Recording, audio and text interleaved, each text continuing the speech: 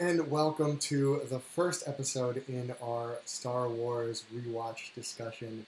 Today we are talking about Star Wars Episode 1, The Phantom Menace. My name is Brian McNichols, and I am here with Angela Dahlgren. Hi, everyone. We are very, very excited to do this series. We have wanted to do this since we did our Harry Potter discussion, which that was last year. I think all through the summer. And we're both really big Star Wars nerds, so I'm sure we're going to be probably more excited about this series than we were about the Harry Potter one. So yeah, let's just jump right in. Yeah, I think this is going to be pretty interesting. Sorry, I was trying to send Angela the link to the video. Oh yeah. Okay, you want to explain what we're doing? So we're using a new software. Yeah. So you guys are going to be on a 20-second delay, which isn't going to affect you at all. It's just going to affect when I see your comments. Brian's going to see you in real time, but I'm not. So I'm really the only one affected. It's not a big deal. Yeah, there is very possibly going to be some hiccups that we will have to work out in the future here, but this will allow us to do some really cool things. Like we will be able to put photos in, right in the stream. Here's the opening crawl, stuff like that Angela can't see actually, but you all can. I know. I don't get to see any of the cool stuff. We will be able to cut to video and things like that. That will be very, very neat. But the downside is, there may be some weird things that we don't know are going to happen. We're also, there's a setup through Skype. Skype can also do weird things. So hopefully, right now, looking at my screen, our mouths and our sound don't exactly line up. But I'm hoping that's not how it looks on the live Yeah, why stream. don't you guys leave a comment to see how this is all working out for you right now, to see if you can see us, tell us where you're joining from. We kind of want to know, how this is working. So let us know in the comments where you're from, how you like this. Brian, what was our first question as far as Star Wars fandom? Let's get into that. All right, well, first, actually, before we start that, I want to just mention that obviously you've noticed we're starting with the Phantom Menace and not A New Hope, which was the first Star Wars that was released in theaters. And we are doing that on purpose for a few reasons. Oh, good, the comments do work. I see them too. It looks pretty good. And I think I can do this. Oh yeah, I can. Look. Now, again, Angela can't see this, but I can pop comments up onto the screen. There is D, a longtime watcher of our videos, that is saying good morning. So that is very cool. I can grab comments and put them right on the screen for people to see, which will be very helpful for people watching later. And, awesome. Yeah, Brent I see is these saying comments he's in Cape Cod and hasn't seen episode 1 since it came out, which was 20 years ago this May, actually. Oh my gosh. We'll get to all of that.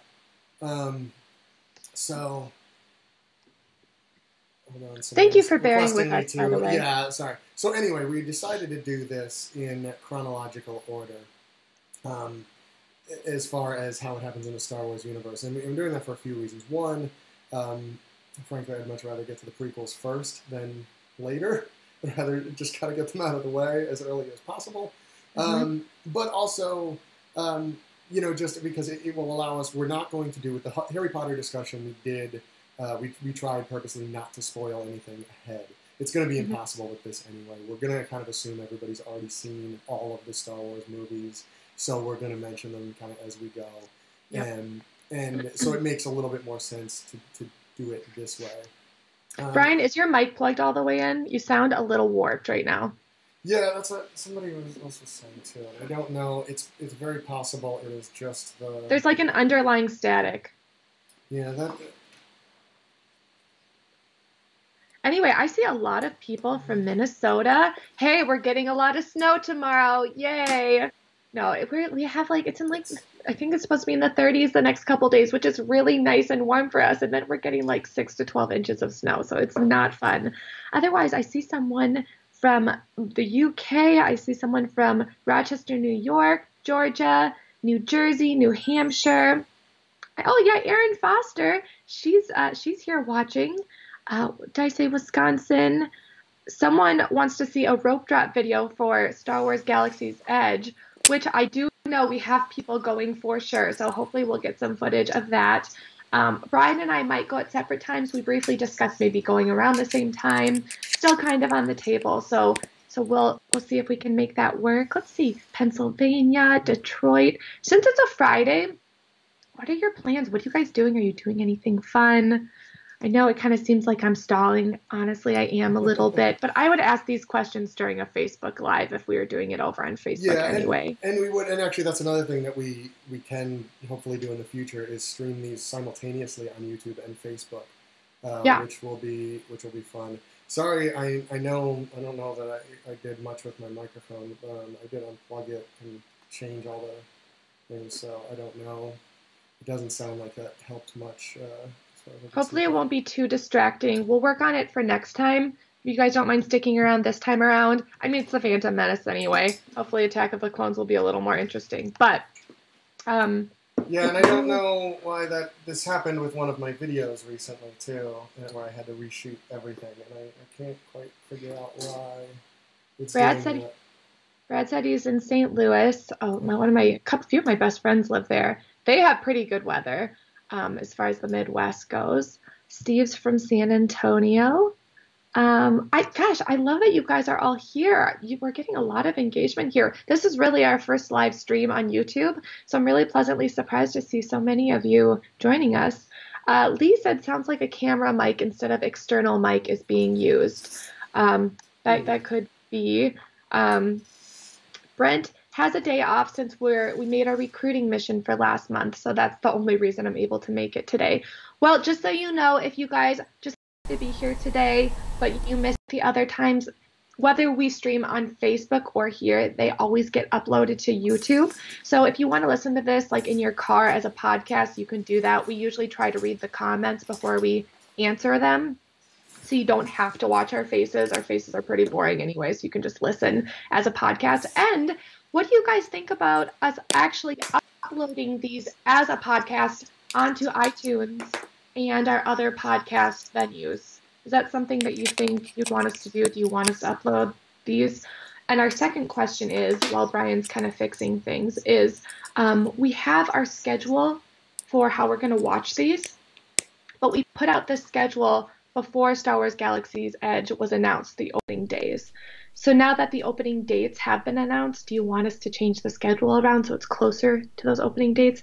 I worded that really terribly, but basically, if I pull out our schedule, we're done with this watch through July 12th. And as we know, Star Wars Galaxy's Edge, the first phase opens May 31st at Disneyland and August 29th at Disney World. Do you guys like the schedule how it is? Brian, if we have a picture, maybe we can post that at some point during this stream so people can see. I sure can. Do you want to switch that? Do you want to leave it the same? Leave your input below. Steve likes the idea of uploading this audio onto our regular podcast, so maybe that's something we can do.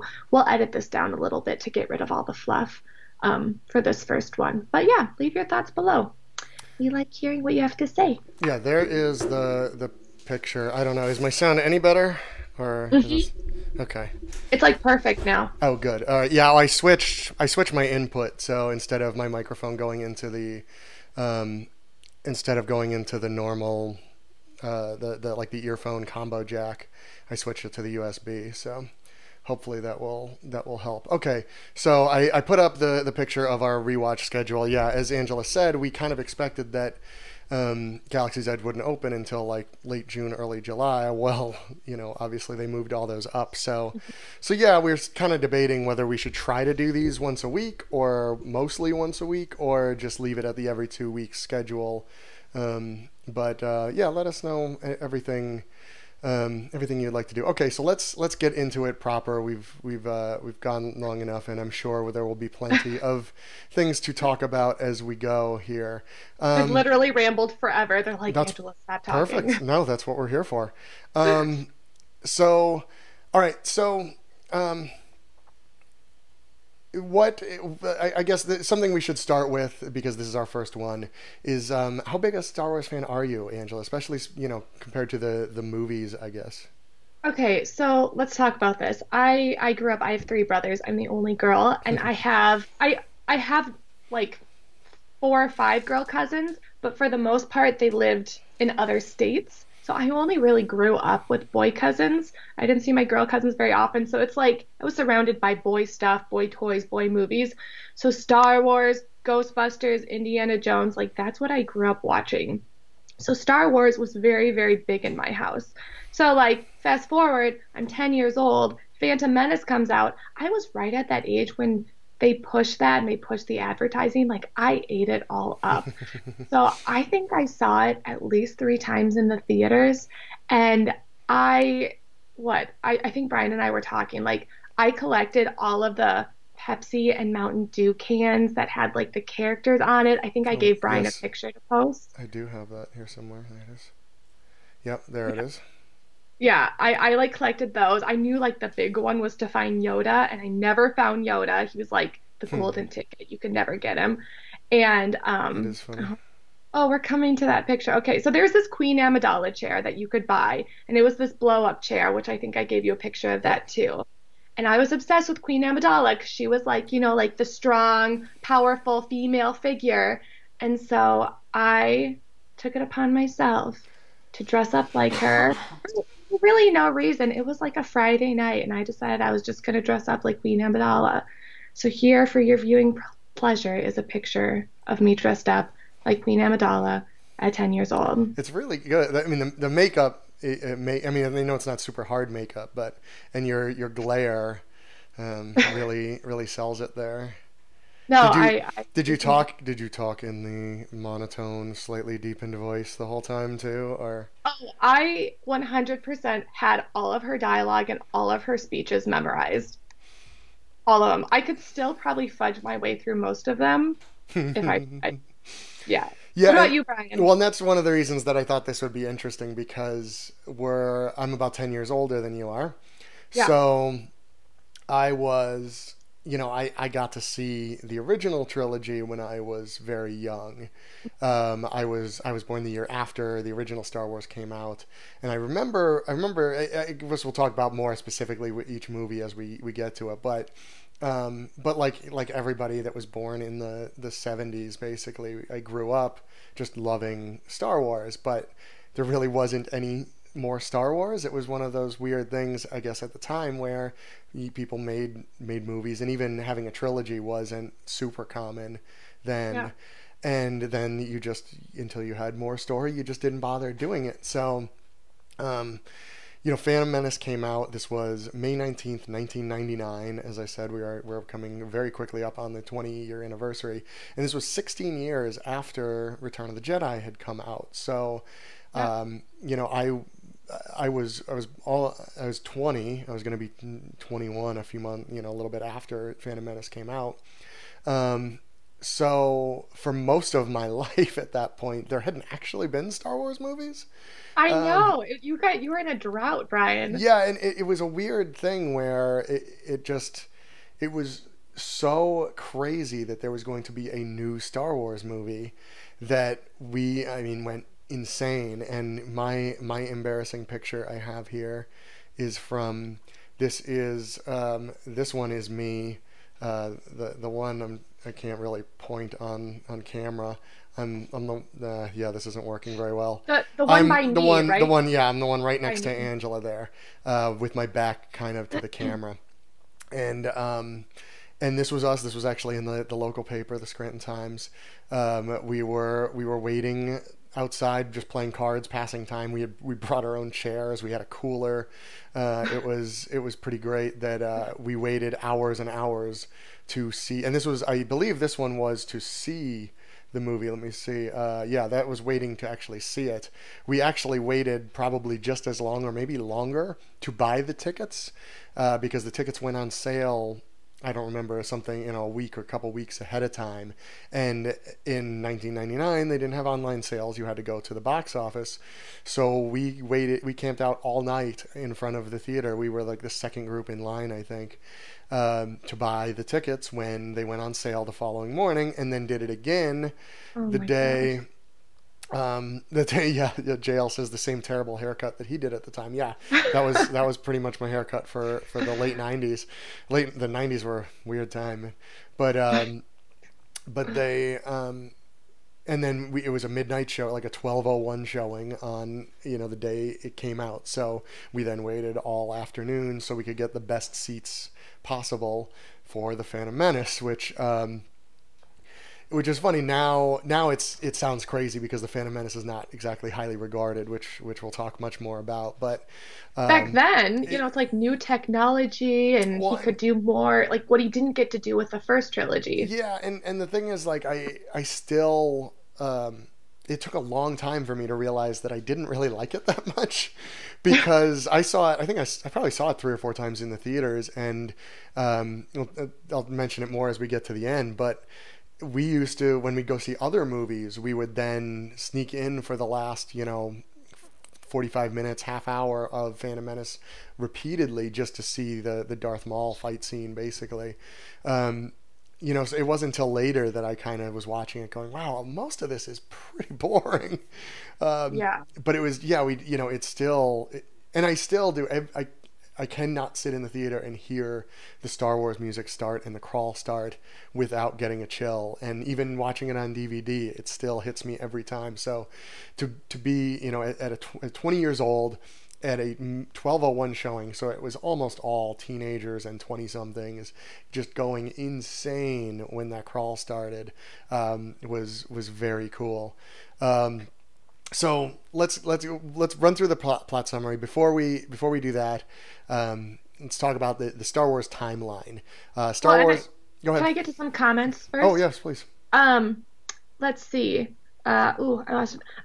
Brad said, "You young kids, I saw A New Hope in theaters when I was 6 or 7. Have loved everything Star Wars except for episodes 1 to 3. Yuck."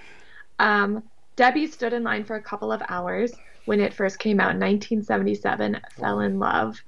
Maggie fell in love with Disney years ago after writing Star Tours in Disneyland, California. Oh, very cool. And saw the original Star Wars in 1977, was 12. And I think we're up to date. That's great. It would have been amazing to see the original in the theaters, and Empire with the big twist in that one, which was so shocking at the time. But yeah, this was as close as I got. They did actually re-release the original trilogy in the redone ones, but so I did at least get to see those in the 90s, and I think they started that at the 20-year anniversary in 1997. I think they started doing that, and they did the 3 of them leading up to. So I did at least get to see all of them in the theaters, which was cool. But I would love to see the original theatrical print at least at some point in a theater, but. Yeah, because they changed a few things in the 1997 edition. We will talk a lot about that when we get to it. But all right, here's the part where you grab a snack, you guys, because we're going to be talking a little bit. Yeah, well, before we get the timeline for the Star Wars, as it goes, it's measured before and after the Battle of Yavin, which is basically the battle in A New Hope where they destroy the Death Star the first time. So Phantom Menace takes place at 32 BBY before the Battle of Yavin, so it's 32 years prior to the events of A New Hope. It is the farthest back that we go in the film canon, at least. There's lots of books and things like that, which I am not familiar with at all. I'm not even familiar with the animated series and things, although I hope to get a little more as we go here. But here is the plot summary for Phantom Menace. So deep breath. The Trade Federation upsets order in the Galactic Republic by blockading the planet Naboo in preparation for full-scale invasion. The Republic's leader, Supreme Chancellor Valorum, dispatches Jedi Master Qui-Gon Jinn and his apprentice Obi-Wan Kenobi to negotiate with Trade Federation Viceroy Newt Gunray. These names, man. Darth Sidious, a Sith Lord and the Trade Federation's secret benefactor, orders the Viceroy to kill the Jedi and begin their invasion with an army of battle droids. The Jedi escape, flee to Naboo. Qui-Gon saves the life of a clumsy Gungan outcast, Jar Jar Binks, everyone's favorite, from being run over by a droid transport. Indebted to Qui-Gon, Jar Jar leads the Jedi to Otoh, an underwater city in Naboo. Jedi try to persuade the Gungan leader, Boss Nass, to help the planet's surface dwellers, but are unsuccessful. The Jedi manage to obtain Jar Jar's guidance and underwater transport to get to Theed, the capital city of Naboo. They rescue Naboo's Queen Amidala and escape on her royal starship, intending to reach the Republic capital of Coruscant.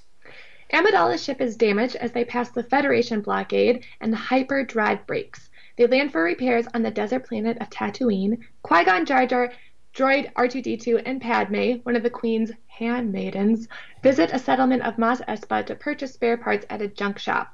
They meet the shop's owner, Watto, and his 9-year-old slave, Anakin Skywalker, who's a gifted pilot and engineer who has built a protocol droid called C-3PO.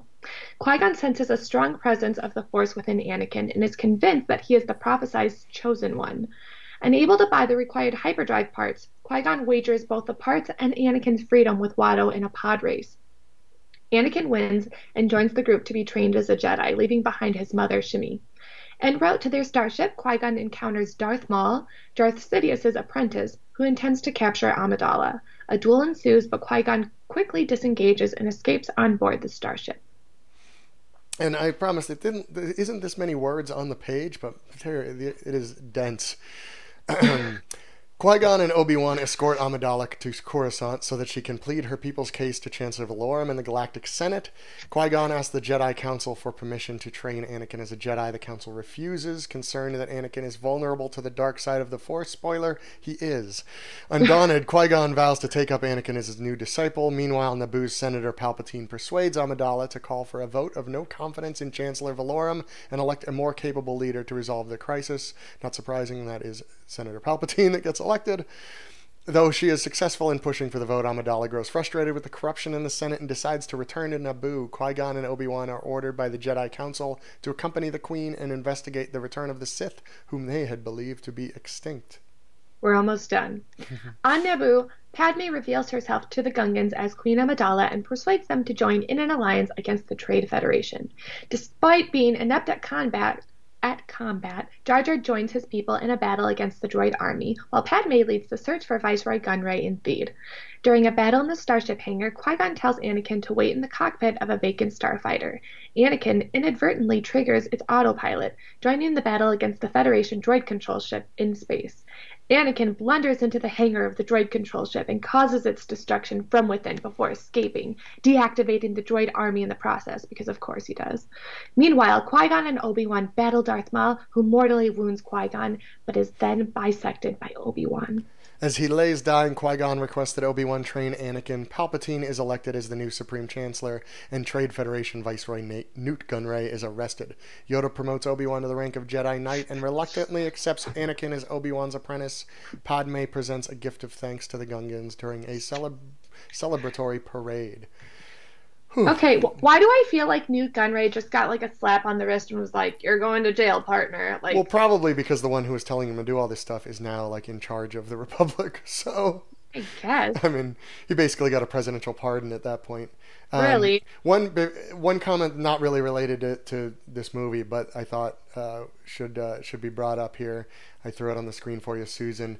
She's not a follower of Star Wars, but is going to Disney World in November after Galaxy's Edge opens, and was wondering if she needs to catch up on the movies. Yeah, I pointed that out because I think this is going to be something that a lot of people wonder, and the answer, I don't think so. Obviously, if you know all the ins and outs, that's part of the reason we decided to do this is for ourselves to catch up before we go. I am pretty familiar with Star Wars, but I don't know all the little aliens, and there's a ton of little references to everything, even the food and the shops. Some of it, everything we know of, we will mention as we go through these movies, and there's quite a few from this one actually. But I don't think you really need to. I think you just need to know you're on a different planet with a bunch of aliens, and if you kind of know who like the First Order and the Resistance are, like generally the First Order are the bad guys and they're stormtroopers, and the Resistance are the the good guys fighting them. That's probably it. That'll be fine, I think. Like, do you need to know the Weird Al version of Anakin guy like I do and Brian might? I don't know that one, no. But like, oh, yeah, I spent a lot of time learning that. But, like, it's kind of like Pandora. Like, a lot of people didn't know about Pandora World of Avatar. and they still have fun and enjoy it, and I think a lot more people have knowledge of Star Wars more than they think because it's been around for so much longer. So I think that you'll be fine and you'll still have quite a bit of enjoyment. And it'll be really cool. I mean, I just think Yeah. it'll be amazing. I don't know. Yeah, I I'm getting did. ahead of myself. I did. This is the version, by the way, that at least I watched. This is one of the original release DVDs. It is still labeled as widescreen, which I was had fun. that. So there is the Blu-ray edition, I believe, is extended, and I know some of what they added to it that I'll mention. But I did watch a lot of the deleted scenes this morning, which are something. There's more pod racing in the extended edition. More? More. I Like can't the even imagine longest that. scene So ever. long. But yeah. So yeah, there's some of the pod racing on the back. I had a whole insert camera set up over here, but I think that's what was messing with my microphone, so I had to take it down. I got too fancy. It's the Not, hubris. not, not for the first one, Brian. I know, No. for real. Wishes forever. My husband wants to go in early December to Disney World so we can catch Christmas entertainment, see Star Wars Land. I'm thinking it'll be nuts. It just really depends on when in early December. With our crowd calendar, traditionally, we normally say that the week after Thanksgiving is pretty good. And Brian, I remember us talking, and we were kind of talking about how the other parks wouldn't be too affected, and we were kind of thinking that mainly just the part of Star Wars Land that would be really congested, but the other parks shouldn't be too affected, correct? We don't think so. We'll actually gonna do, since we are getting a lot of questions like that. I think Steve and Fred are statisticians, and and possibly Angela also.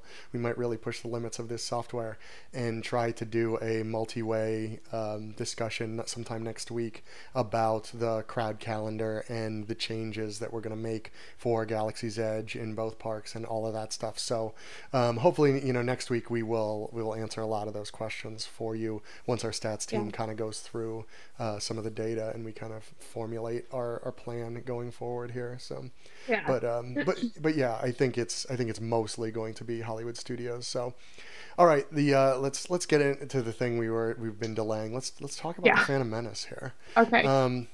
So I'm going to start actually with the crawl because it starts off. It's so funny, and I have to find my photo here. Turmoil has engulfed the Galactic Republic. Okay, great. Yeah, that sounds like a good start for a movie. And then the very next line is the taxation of trade routes to outlying star systems is in dispute. Like, what? I read that twice. Like I stopped the movie, hit rewind, and I'm like, I still don't get it. But I didn't know. It just like it's not like, oh, these people are battling. This is happening. No, trade routes are the taxation of trade routes is in dispute. Like, oh, okay, great. That's a turmoil. Thank you. Yeah. And that really does set up a lot of this movie. I mean, it starts pretty quickly. I have a note here. Oh, the first 13 minutes are when we're on the Federation ship. The Jedi show up. They fight all the droids. They escape. They meet Jar Jar. They go to the Gungan city. They get to Amidala, and then after those 13 minutes, there's just nothing for a really long. Like once the Amidala's ship escapes Naboo, it just grinds to a halt for so long. I mean, it starts out pretty exciting when you think about everything that happened. Like, right away they get attacked. They have to defend themselves. Then they almost get stomped in the forest. They save Jar Jar, but then they almost get eaten by a fish, and they have to save Amidala. And then it's like, yeah, I know. And then it's like almost an hour of nothing until the pod race. Yeah, it's a strangely paced movie, and I mean, I in general, my attempt is going to be a little bit more to be more as positive as I can. It's going to be real hard for these first couple of movies. I promise I really do love, like, once we get to like Rogue One and going forward, I'm going to be real positive for everything past that. The first three prequels and Solo, I'm not going to be as happy about it. But again, that's part of the reason that we decided to do them in this order. So we didn't, end with with some of that stuff. But yeah, I mean, I like Ewan McGregor in this. I like Ewan McGregor in almost everything.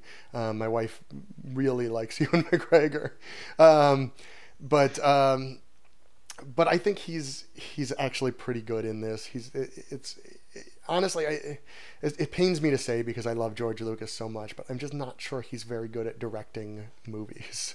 Well, I was reading about that, Brian, and he asked like three good directors like Steven Spielberg.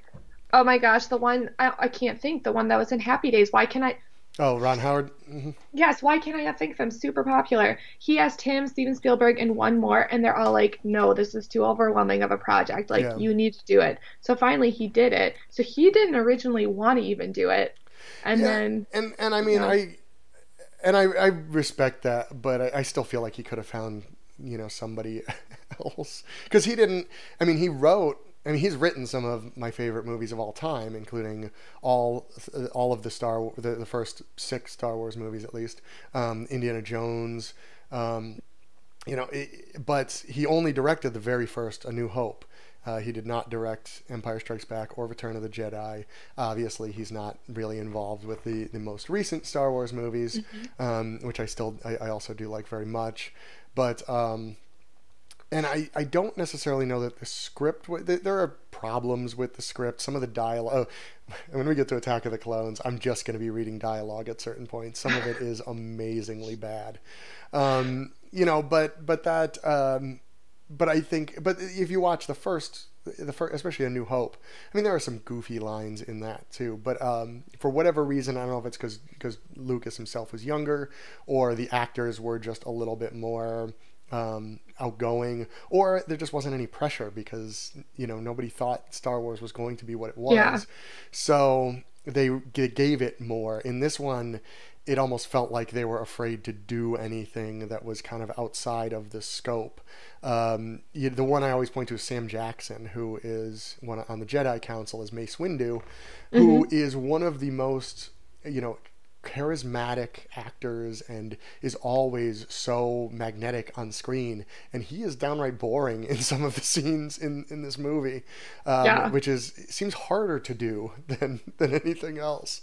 No, I mean, I made a note somewhere down the line here that like at one point my favorite, like I thought the best actor in the entire movie was Shimi Skywalker, which is hard to do because you think there's Liam Neeson, there's Ewan McGregor, there's Samuel L. Jackson. It's like how can that be? But you wonder if it comes down Yeah, to the script, the lines, how they're told to. Well, even Natalie Portman, she's a pretty good actress. yeah, How they're told to act, and a lot of good actors are in this yeah. movie, and it's like I don't know, it's something about the emotion they're told to portray. I don't Well, know. and I think that's some of it because even right in the beginning, the first time we meet Queen Amidala, she's kind of with her cabinet, and Hmm. and they're discussing this that there's a possible invasion, and they're just kind of well, they wouldn't invade.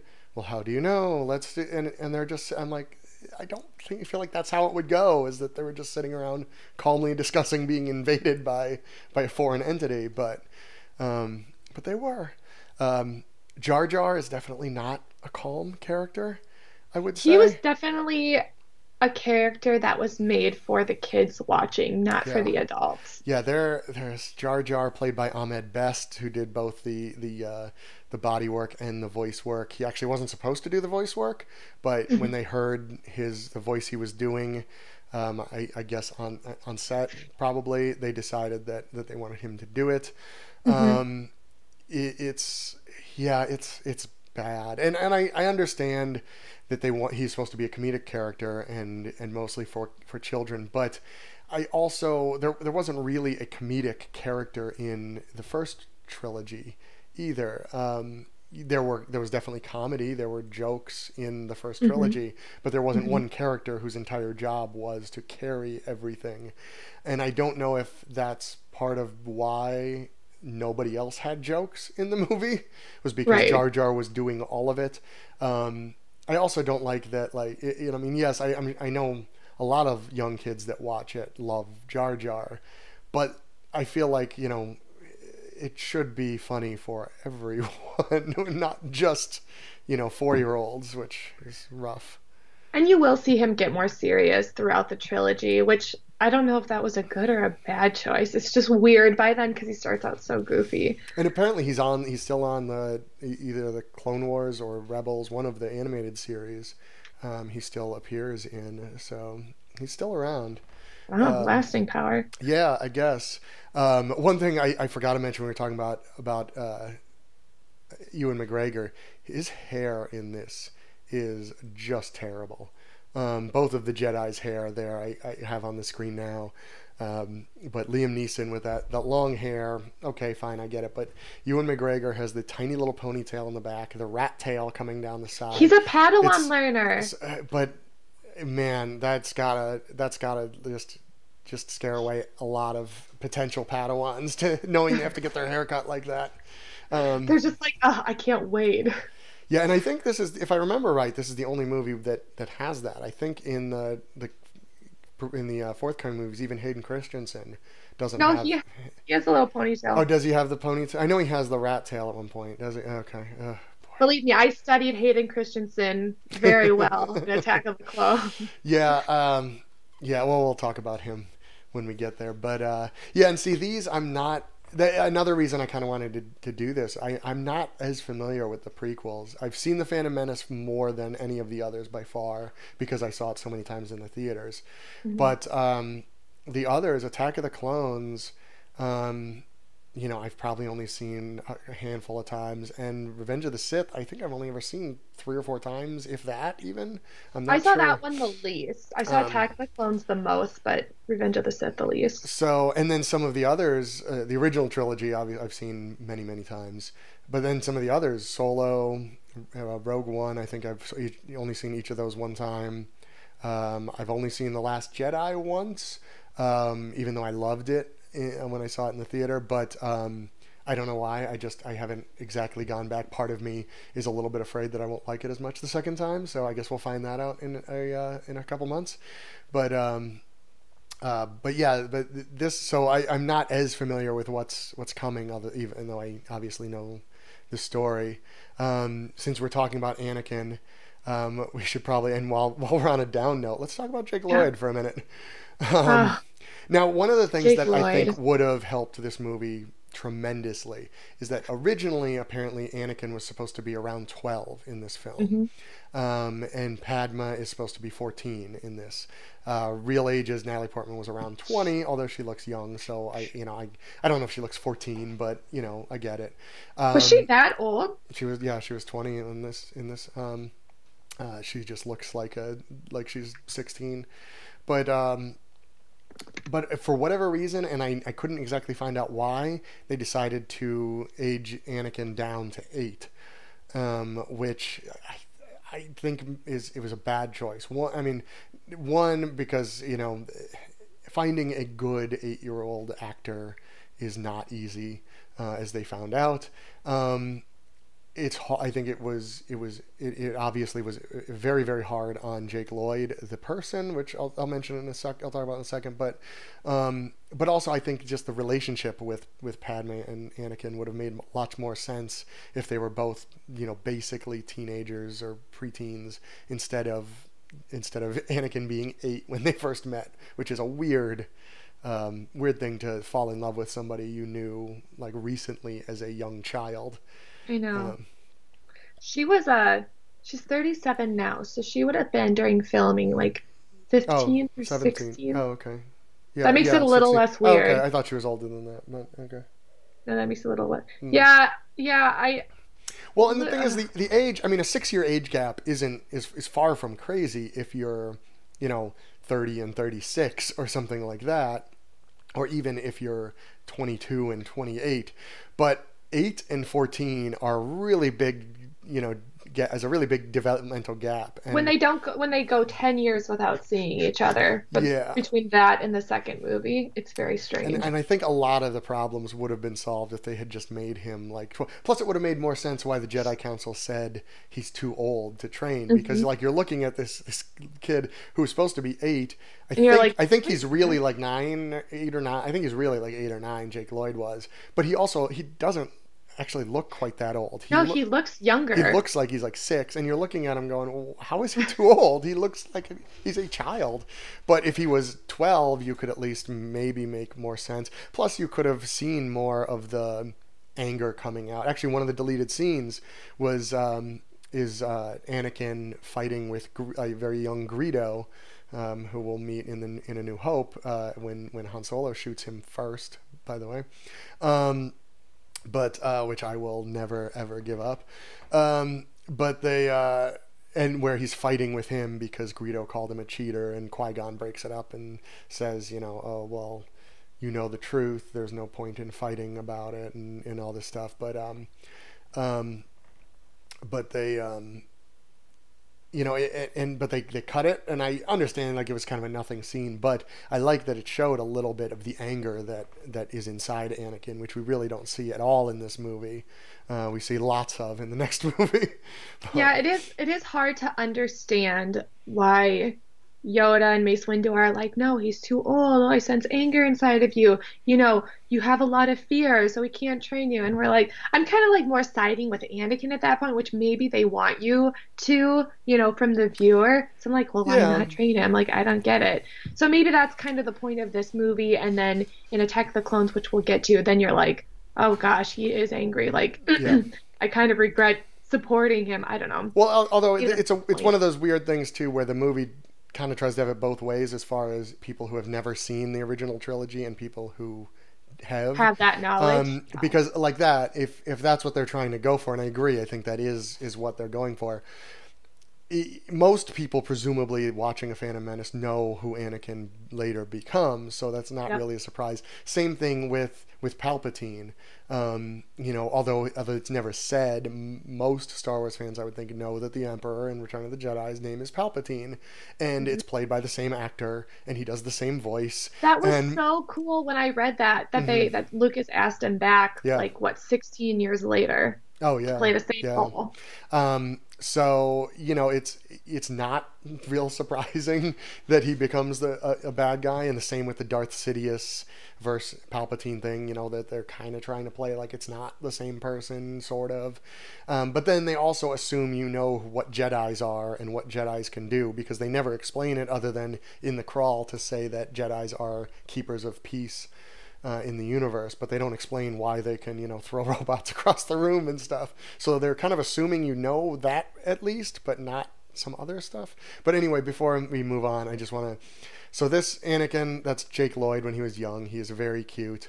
And not a particularly good child actor, but I don't hold that against him. He's not the one. He didn't cast himself. I sure as heck wouldn't have turned down a role in Star Wars either. No. Unfortunately, this was one of his last acting roles. He quit acting because he says he was being bullied by other children. I guess because the movie wasn't very good, which is incredibly unfair. He later, where is my He was notes? Oh, in 2012, he was jailed for reckless driving and resisting arrest, and then he's diagnosed with schizophrenia. Here is him more recently, which is not as cute, which is a terrible, terrible story, and a terrible thing to have happened to the poor kid. Another thing that maybe could have been solved if we could go back in time and cast an older actor to do that. But because of all of that stuff, I have a hard time piling on Jake Lloyd, even though he's not good in this. We had another comment from Alyssa. Hello from Virginia. She said, this conversation is funny to me since my 19-year-old son and I have just started showing my 70-year-old mother the Star Wars series. We finished episode 2 last night. Well, we will Nice. get to episode 2 in a couple of weeks. Yeah. So if you want to come back and join us for that discussion, I'm sure. Yeah, and you guys, you don't have to just listen to us. Like, feel free to tell us your comments and how you feel. Complain about the movie with us. Tell us what you liked about it. I know we are okay. I have one thing that kind of bothers me about the droids. I mean, I think the only reason they're effective is because it's like sheer volume. Because you can shoot them with lasers. Okay, Mhm. I get that. But then you see Obi-Wan just like use the Force to push like five of them and then they're dead. So I don't get that. Like you can just hit them with something and then they're gone. So then it doesn't really just come down to, like I said, sheer volume that makes them dangerous. I don't get it. Yeah, battle droids are supposed to be attrition based, so you send out tons and tons of them and overwhelm the enemy. And they don't need to eat, they don't need to sleep, they don't need to do anything other than fight you.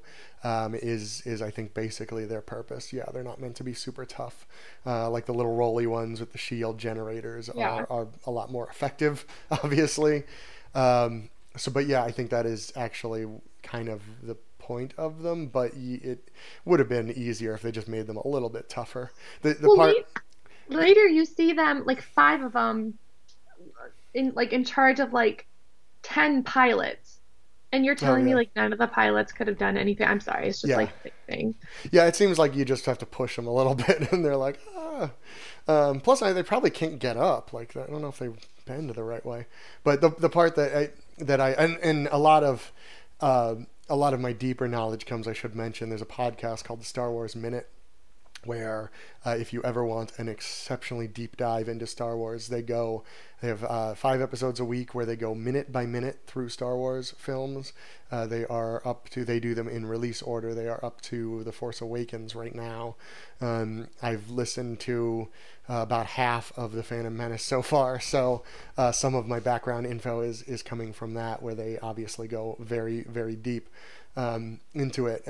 But one of the things that they pointed out that is pretty hilarious is that the battle droids don't have guns attached to them. They just carry guns, which seems like a defect in manufacturing. Like, why not just make their arm a gun? Because I later, know. later in when the Jedi's come and break Queen Amidala free, the captain, whose name I always forget, Panaka, he goes, oh, grab their guns, and they pick up the droid guns to go in. Like, well, why? You're just letting other people take their I guns? Why know. not This just is build it in? the manufacturing issue. Yeah, it's Robert asked a good question. I'm sorry I interrupted you again, Brian. I won't do that. Robert asked a good question. I didn't realize that we didn't we didn't title this live oh stream. yeah, Um, that makes a there lot more is a sense. main point for this live stream. It makes sense why we're getting the questions we are. Okay, so if you're now joining us and you want to know what we're talking about, we are doing a live discussion. We're doing a rewatch of all of the Star Wars films leading up to the opening of Star Wars Galaxy's Edge. So today we're discussing in depth the movie Star Wars Episode 1, The Phantom Menace. So if you guys want to jump right in and talk about how you felt about the film, go ahead. We will do other live chats answering your questions. And Brian brought up earlier that we're going to bring some of our stats guys on to discuss, what we might expect with the crowds with Galaxy's Edge. Maybe next week we'll do that. But yes, so that's what we're talking about today. In the future, we will title this Yeah. live stream Oh, I more forgot. And specifically. the program I'm using, you have to add the title in this one little box in the bottom. And I was so busy with my setup that I messed up anyway. I totally forgot to do that. So Yes. I have just changed it on the YouTube page. So hopefully the title, at least hopefully, is correct now. That does make sense. We were getting a lot of questions. So yeah. I totally forgot about that. Um, Um, can we maybe put something on the screen that says like Star Wars discussion? Sure can. Possibly. Yeah. Um, I didn't make one in advance, but We'll know that we'll do that for next time just so everyone knows. Yes, but thank you for addressing that, Robert. I didn't even Oh, hey, he just did it. There we go. Now you guys know what we're talking about. So yes, that's what we are discussing. Okay, let's move on to the pod race. Yes. Pod race? Is that what you want to go to? Or did you finish everything in the yep. last Sorry, point? I did put some text on the bottom now Oh, that perfect. says it. Good to So go. from here on out, it will say that anyway. Um, Excellent. well, yeah. Before, let me think. What else? We Midichlorians? did meet. Yeah, midichlorians. I'm purposely trying not to roll my eyes. Don't roll my eyes. Don't roll my eyes. That yes, Anakin was basically an immaculate conception formed by midichlorians themselves. Oddly enough, this is the only movie where they mention midichlorians. I don't know. I don't know why that is. I think it is anyway. Maybe they Yeah, don't. they Makes never. sense. I But think they did it. Did they mention it in? Was it Return of the Jedi? Did no, Obi-Wan? I I'm feel pretty sure no. they don't in the original trilogy. I don't But remember. I I know they talked about him becoming Anakin Skywalker or in Darth Vader, but maybe they yeah. didn't mention it. I don't know. I'll Google. But yeah, they what was I gonna say? This is the point where Angela put into our notes. I'm bored. I was. Which is There this was is so the much tough because dialogue. because this is leading up to the pod race, and um, there is a ton leading up to the pod race. Oh, actually, a couple things we probably should mention. Watto, who is the little flying guy. Oh, I have a picture. I keep forgetting I have pictures of these people. There he is. There's Watto. Who is the slave owner that owns Anakin and Shmi when we meet him, and is the one that Qui-Gon makes the bet with about the pod race. His race, he is a Toydarian. The reason I mention that is because one of the shops in Star Wars Galaxy's Edge is called the Toydarian Toymaker.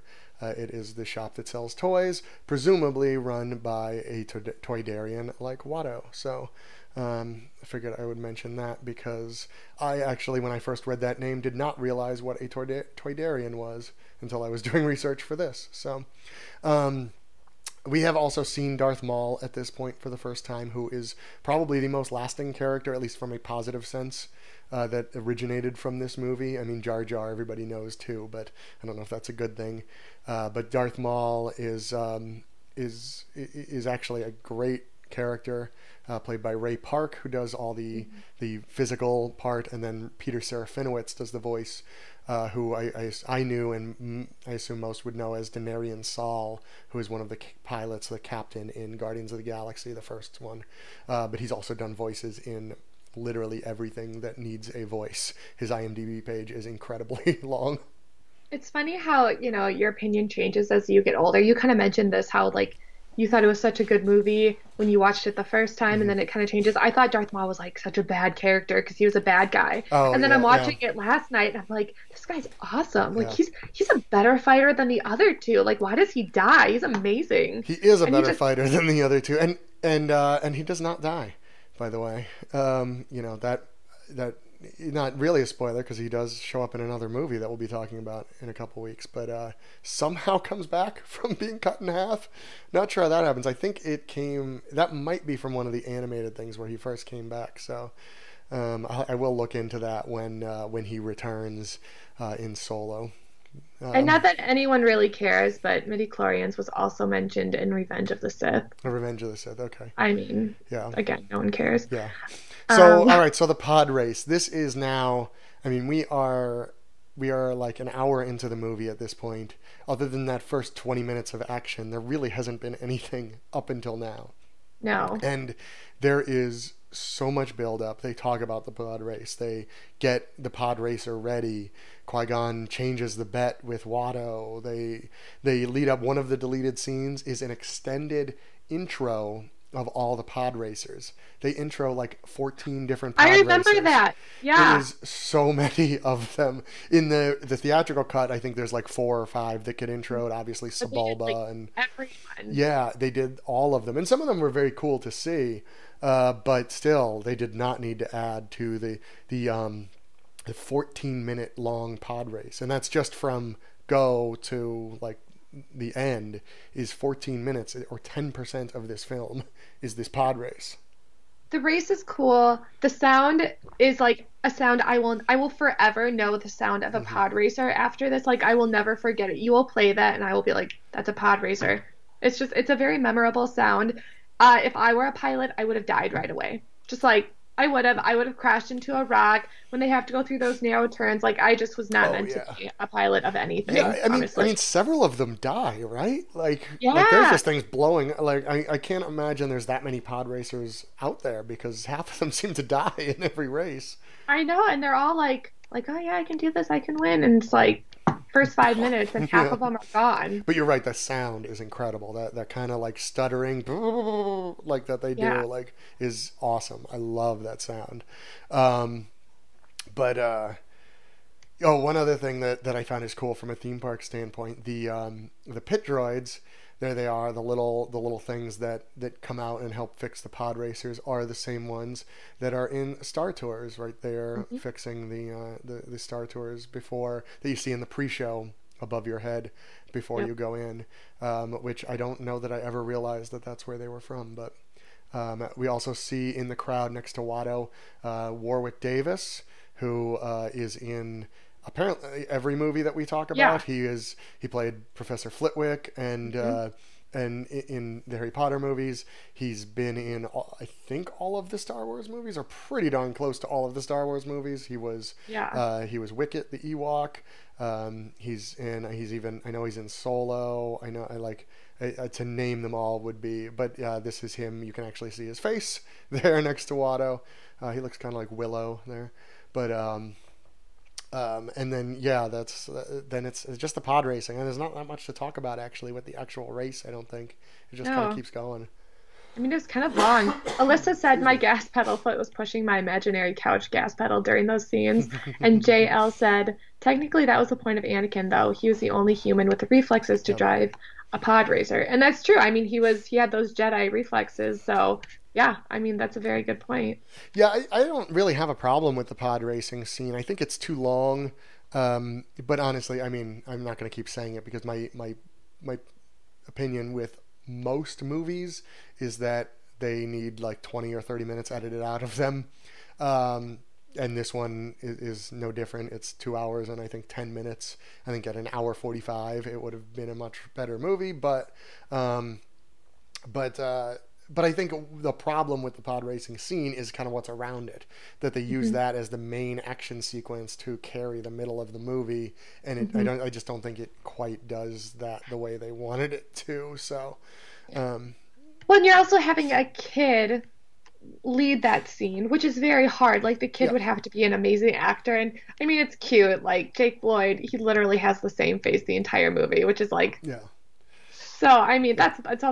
that's also a lot of pressure, I guess, for a kid to Which is carry different. that Mine would scene. have been I'm in a Star Wars movie the whole Brian time. wouldn't be acting. They'd Yeah. have to be like, Brian, remember your face. Well, apparently that was I've read interviews with Ewan McGregor, and he said like that with like he just couldn't get over that he was in a Star Wars movie and had to keep like calming himself down all. No, Hayden Christensen was the same way. He like kept making like the sound effects of the lightsaber, and they had to be like, no, we're gonna add that in Yeah, later. it's like well, who was it? Didn't didn't Laura Dern say that about episode 8 that she kept going pew pew pew pew as she was shooting the things?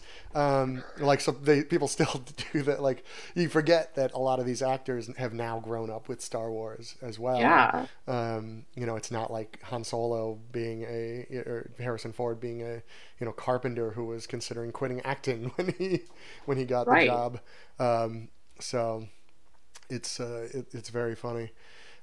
So where are we? Yeah, then they were back to Coruscant, where we do a lot of real boring government stuff, which I guess George Lucas was just super interested in the machinations of some of this stuff that no one else was. And I mean, I get like that from a world building. These are the types of things that if you read them, I think would be much more interesting. Um, writers like like J.K. Rowling, George R. R. Martin, J.R. Tolkien that write like these huge world Hmm. building fantasy things, include kind of stuff like this all the time, and it helps understand the world.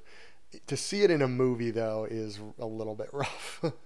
Yeah, it is. And I think I did read this book when I was younger, and it does give you a little more. Honestly, though, if you've read the prequels in books, they basically took the script and put it in the movie. It's Yeah. like the same thing. So I wouldn't waste your time reading the books because it's the same thing, but they give you a little bit more. I wasn't going to honestly, but Don't waste your um, time. yeah.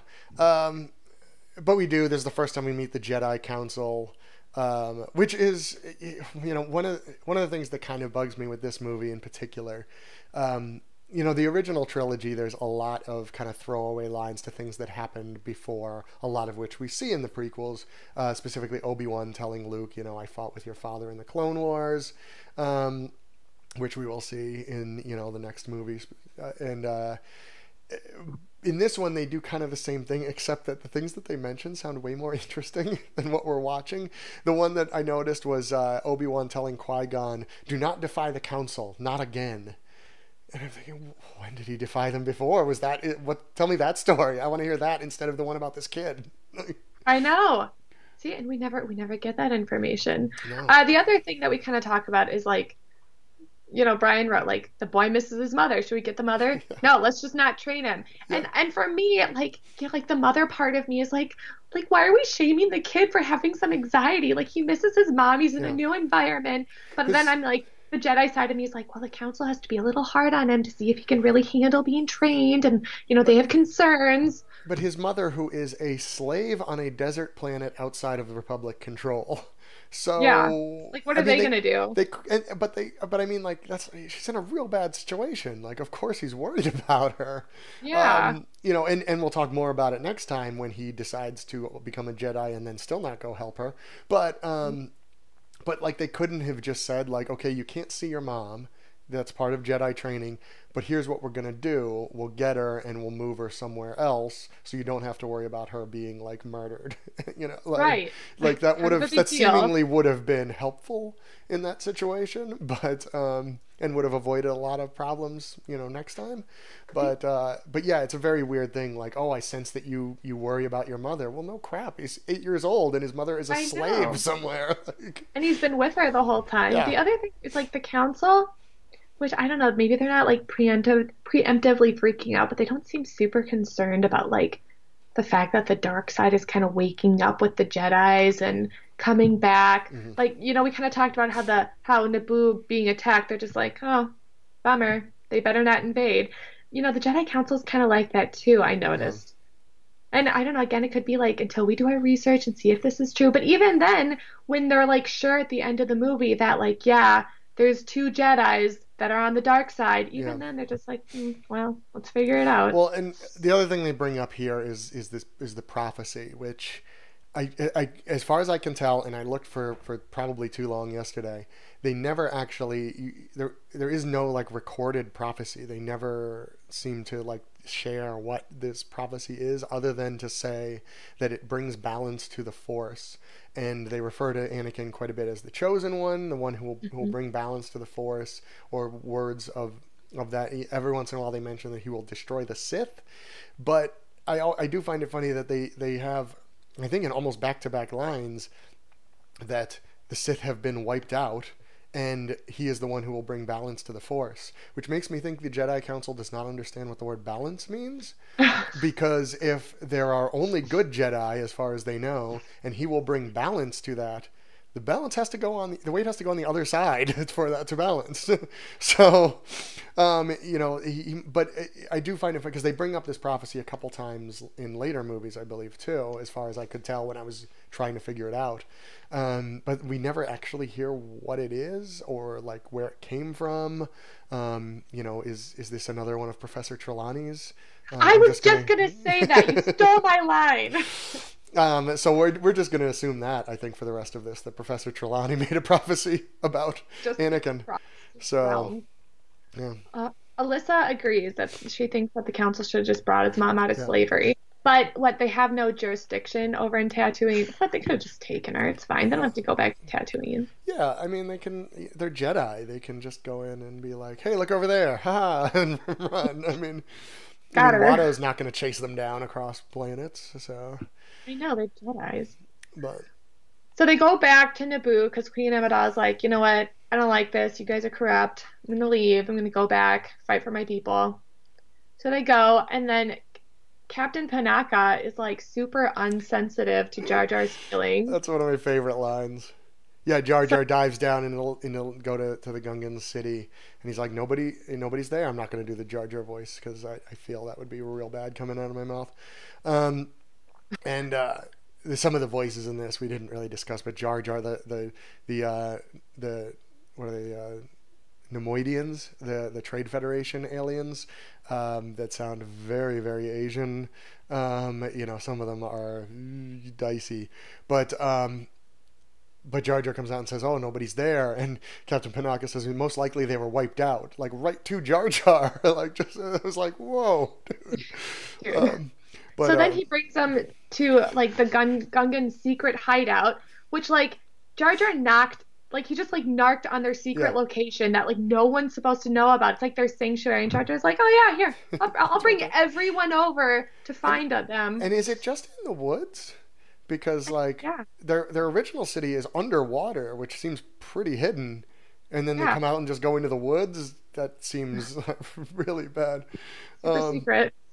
but Yeah, well, and then we find out that Padma, of course, is Queen Amidala, and there is one of her handmaidens poses as her. The handmaiden that poses as her actually is a very young Keira Knightley. Hmm. Um, Who who plays Sabe, I think. Sabe, and you will know, most of you would probably know her from Pirates of the Caribbean movies. She is Elizabeth, the female lead in that. Sofia Coppola is actually Francis Ford Coppola's daughter. Is actually one of the handmaidens also I didn't in know the that. back. Yep. Oh, But and one of the funny things, because I'm not exactly sure why Natalie Portman couldn't be on set uh, occasionally, and I don't know if she was doing another movie or or maybe she really was 17. There was an thing with working too much for under 18. But many of the times you see Queen Amidala like in wider shots that it's supposed to be Padme. It's actually just Keira Knightley. Anyway, because they look Natalie Portman super wasn't there. similar. They do look very similar, actually. But the voice is always Natalie Portman. She does the voice all the time, and when she's the queen, her voice is like electronically lowered compared to the way she actually said it. So in the movie, when you hear that real deep drawl, like monotone, it's actually lowered another pitch. It's pitched down a little bit from her real voice, even for the movie. Oh, So I oh, guess I thought she just lowered it. I think she did, but I think that maybe they thought it was still too close. And so I think And they they wanted lowered it this to be a more. surprise, which it mostly was. Like I don't know that Yeah. I realized. I mean, I kind of did because I knew Natalie Portman was, but like I was kind of like, oh, okay, I get that. Although for some reason in my memory I had it that one of the handmaidens died. Or that the queen died, and it was actually not her or That's something. in But the second one. okay, Like all right right. away in the second one, but we'll get to that. Okay, We'll get to okay, that. that's why I remember that. Because for some reason I thought that was about to happen, and then it just didn't, and I couldn't figure out why. Um, That's but pretty then quick. now we start the point of the movie that I actually genuinely like for most of it, which is the battle between the droids and the Gungans. Anakin commandeers a ship accidentally and flies up to the droid control ship, and most importantly, the Duel of the Fates, the Darth Maul versus the Jedi battle, which is just incredible. And actually, I will put the here. I can actually put the little video in between us there that shows this Darth Maul showing up when the doors open, Oh, which is awesome. Just as Duel of the Fates starts to play, I don't have the sound on this because I don't want to get I copyrighted mean, out of it here, if but. I if I ever was like in the UFC or something or like in a boxing thing and they had me come out to music, it Hmm. would be Duel of the Fates. Yeah. Like that's how good like I have the soundtrack of Phantom Menace and Attack of the Hmm. Clones and Star Wars, but it's so good and it's like so it just makes the duel so much Yeah. better. And And the then like the lightsaber when he stands up, because he up until this point we've only seen him use one side of the lightsaber, Mhm. and he stands up and he lights up the one, and then there's that half-second delay, and then the other one lights up. It's so good. And yeah, And I mean the score it's John Williams again, who by the way, John Williams is also doing original scoring for Galaxy's Edge for the is theme he park. really? Yes, Oh, he I is. think I did read that. Yeah, I There's a did see that. video. If you Google it, Disney did put out a video of him of like and it obviously sounds very Star Warsy, and Duel of the Fates has elements of a lot of the other pieces, but he's the best, and I have part of my work soundtrack that I put on is a lot of it is I don't like things with words in them because it Yeah, I distracts can't. me. So a lot of it is movie scores. A lot of them are John Williams movie scores. But Well, yeah, he composes everything. he Harry does. Potter. Harry That Potter, I think didn't he do Indiana Jones too? I believe I think he so. He might have. did. I have so many He John did Williams. E.T. He did Jurassic Park. Yep. I mean, which are some of the iconic Superman. Um, So like, but yeah, Duel of the Fates comes on. Like it gets me. Although I still think Binary Sunset from the original A New Hope, I think is my favorite piece of movie music of all time, which we will eventually get to. I might have to find out the copyright laws so I can put some of that in. Get a Um, small clip in there. and I have to put this comment up from Ecto ectoplasm. So yeah, I know. Plasmicity. It just says I love Jar Jar. This is not a joke. And Good. and Yes, Carly's dad wants to hear your voice for Jar Jar too. I would. Oh yeah, yeah. Me I still want think to you. hear the voice. I can't really do it is the problem. I can do the weird words that he says. Like oh the Maxi Force. But it ends up coming out more Yoda-y than Jar Jar-y. That was Um, totally more Yoda. um, but You but did I that for ectoplasmicity. That was for you. yeah, but that's good. I honestly like. I I still enjoy these movies, even though I there are parts of them that I do not like. But they're still Star Wars movies, and Yeah. it's kind of like we were discussing with the Harry Potter stuff. Like, I don't love the Harry Potter movies, but I still do love the Harry Potter movies because they're Harry Hmm. Potter. Yeah. And that's exactly how I feel with these prequels. Like, I don't like Jar Jar annoys me, but I will still watch. I've probably seen the Phantom Menace. Now, after watching it yesterday, I've probably seen it 15, 20 times. I mean, which is probably more than 99% of movies I've seen. Like, I will still watch them over and over again because it is a Star Wars movie. I wish I wish I loved Jar Jar like that. That would make it so much easier, if I No, did. But I think um, maybe that's part of the reason we got bored watching it because we've seen it so many times. it's possible, Maybe yeah. that's it. I don't know. Or We'll see maybe when it's just when boring. we get to like Revenge of the Sith, which I'm like I said, I think I've only seen two or three times. Maybe Yeah. it will be a little bit different. So yeah, I think we're basically wrapping up. You mentioned Mhm. already that Darth Maul is a way better fighter than the two Jedi Yeah. and He should is. have won. Um, and that's I mean Ray Park is just incredible in that scene. Like he he is so good at doing that stuff. Um, and When I you can actually fight two Jedis by yourself, I mean, yeah. yeah, you have a dual-ended lightsaber. But when you can fight two Jedis who are really good by yourself, and you can kill one of them who's like been one probably longer than you, I mean, you're Yeah. pretty legit. Yeah, and even the Gungan droid battle isn't bad at all. I mean, again, they have some Oh, comedy bits in there, like slapsticky stuff but I like the design of this movie is weird. It's too poppy. It's too bright. And a lot of that is just it's CGI, and it's kind of early days yeah, CGI, yeah. so they hadn't really figured out how to work it in yet. And in some scenes, it looks real fakey. Um, but I think it looks pretty decent in that last fight, and I love the look of like those big giant purple balls that the Yeah, Gungans shoot that kind of send electricity up. I think that looks really those are cool. cool. The battle droid transports where the things come out and then like they just unfold all the droids at once. I thought that looked really cool. Like there's a lot of stuff. Oh, and the Gungans in that are riding. Um, Cadu? Kadu, yeah. Kadu, I'm not exactly sure how to pronounce it either, but Kaadu.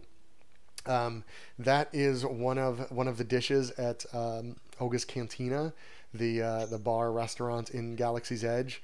All of the food and drinks are all themed. So instead of I forget exactly what the Kadu is. I think it's like I think it's pork, but it's not called pork ribs. It's Kadu smoked Kadu ribs. So that is a Kadu, in case you were wondering. I think that brightness of the film, I wonder if part of that's a choice because it gets quite a bit darker during Revenge of the Sith. Yeah, And I think that's kind of how it's supposed to be, like kind of what the yin and the yang. maybe, And CGI. or maybe maybe they just got better at rendering that stuff. I think some of it too was a little bit like with Avatar, where I feel like half of Avatar was just James Cameron saying, "Hey, look what I can do." And I think that a little bit with the Phantom Menace too, where it was George Lucas and ILM, the Industrial Light and Magic, saying like, "Look, we don't have to hide this stuff in rain or darkness like you used to with CGI. Look how we're so good at it. We'll just put it in bright sunshine, and it will look like it belongs there." And it sometimes does. um, Let's answer a few more comments and then I think we'll wrap it up. Let's see. Alyssa said the acting was horrible in episodes 1, 2, and 3, despite having some great actors. Yeah, we kind of talked about that earlier. Carly's dad said, when my daughter first saw the series, she commented on how much better the Sith fighters are than the Jedi, but they always seem to be able to win. I know. mhm. I think it's like the whole, well, except for Yoda. Like he's a legit fighter. Which is Um, which is funny, and we'll talk more about that. But Christopher Lee is like 70 years old, and he's like beating the crap out of him too. But oh, I was like super excited in Attack of the Clones. Well, okay, I'm getting ahead of we'll myself. get there. Alyssa said, I think I'm more excited by the food at Galaxy's Edge than anything else. We actually have a few podcast recordings coming up, and we were discussing different topics. So maybe we will talk about Galaxy's I think Edge. we're gonna have to talk about Galaxy's Edge quite a bit. Yeah. I think that's more something we're gonna have to do. And then Jeff said, corruption comes to all, including the Jedi. Very, very true. That's something that's a theme we'll talk about throughout the entire Yep. journey, the whole rewatch journey.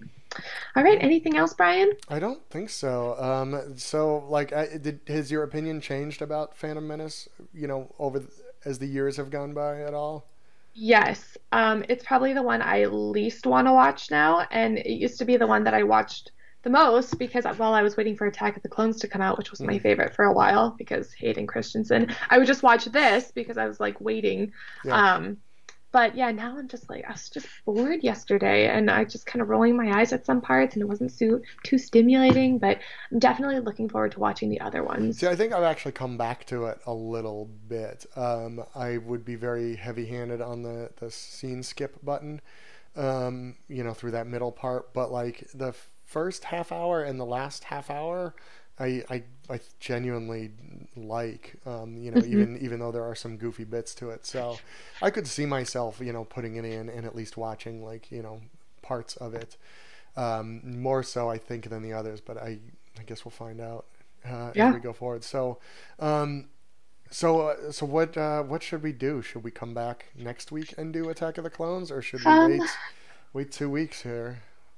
Let's wait 2 weeks because I have something next Friday, so I All right, can't be there. sounds great. And then yeah, we'll ask you guys. We'll see what you want to do. Maybe we'll go weekly after that if you are okay with that. But yeah, thank you so much for watching. Leave some comments if you have questions about this rewatch below. And yeah, we'll see you in 2 weeks. Bye. Bye.